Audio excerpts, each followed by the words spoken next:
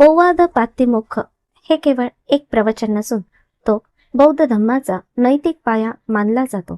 जेव्हा 1250 भिक्खू एकत्र जमले तेव्हा बुद्धांनी त्यांना शिस्तीचे नियम न सांगता धम्माचे सार असलेल्या काही गाथा सांगितल्या.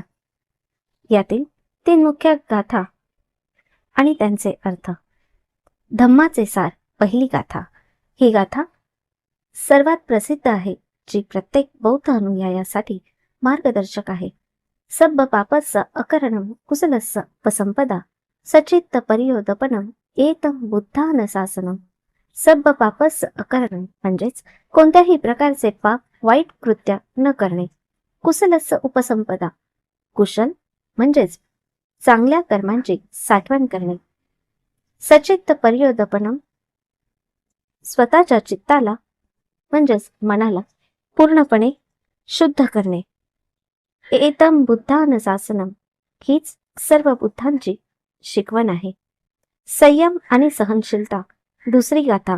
या गाथेत बुद्धांनी साधकासाठी सहनशीलतेचे महत्त्व सांगितले आहे.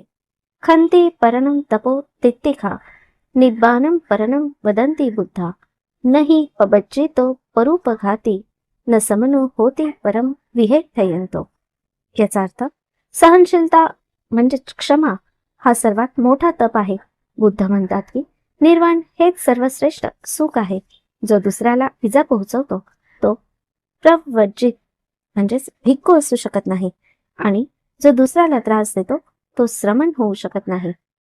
भिक्खूंचे आचरण. तिसरी गाथा. ही गाथा भिक्खूंनी समाजात वावरताना कसे असावे याचे मार्गदर्शन करते. अनुपवादो अनुपघातो पातिमोक्खे च संवरो मत्ततृप्ता च भत्तस्मि पंतच्च सयसनासं अधिचित्ते च आयोगा एतं बुद्धान शासनम. अनुपवादो अनुपघातो, कुणाचीही निंदा करू नका आणि कुणालाही इजा करू नका. पातिमोक्खे च संवरो, नैतिक नियमांचे पालन करा. मत्ततृप्ताच भत्तस्मि, भोजनामध्ये प्रमाणाचे भान ठेवा म्हणजेच मितहार करा. पतंच सयसानम, एकांतात राहून साधना करा.